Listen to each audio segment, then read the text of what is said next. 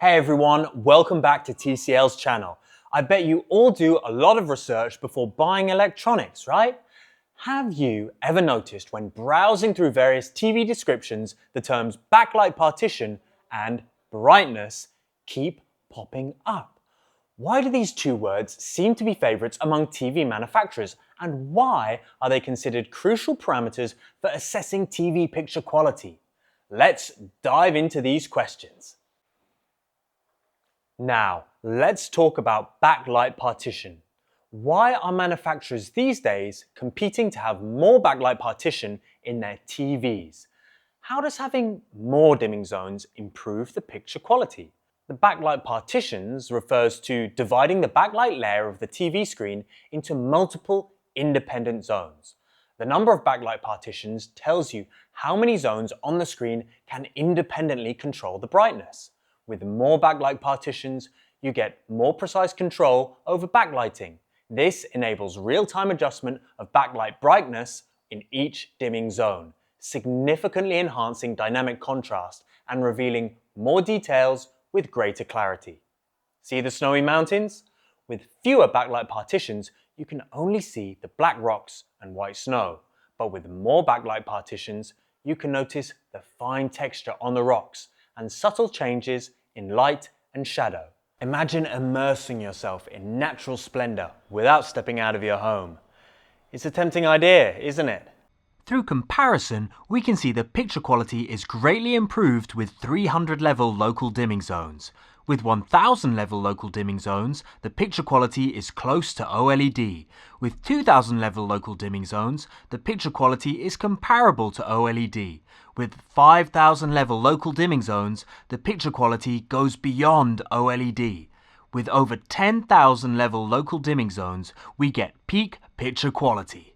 Although dimming zones and brightness are two separate concepts, we often notice a pattern in product specifications. TVs with more dimming zones tend to have a higher brightness. Speaking of brightness, these days, TV manufacturers always like to mention the term peak brightness. Peak brightness refers to the maximum brightness that a specific area of the screen can reach for a short period of time. There are many aspects of brightness that could affect the image. Higher brightness brings better contrast, more details and image layers, and richer color performance. What about peak brightness? First of all, higher peak brightness and higher dynamic range bring more image details. See how the same image appears differently with different peak brightness? On a 500 nits image, you can't even see the vase next to the kitten. Increasing peak brightness can also make colors appear more vibrant.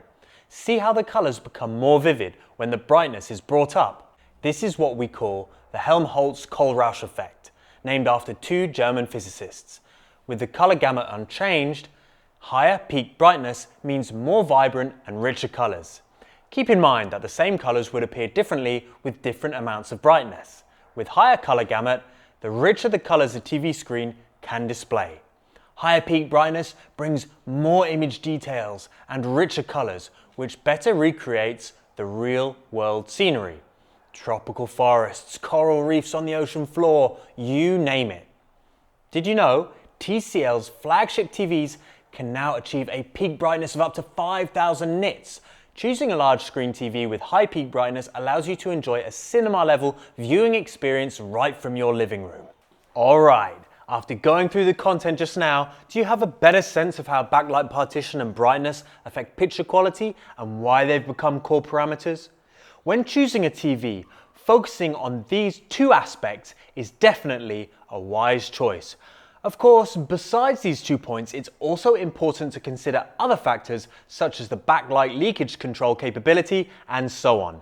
I'll explain more about other parameters in detail in upcoming videos. So, until next time, see ya!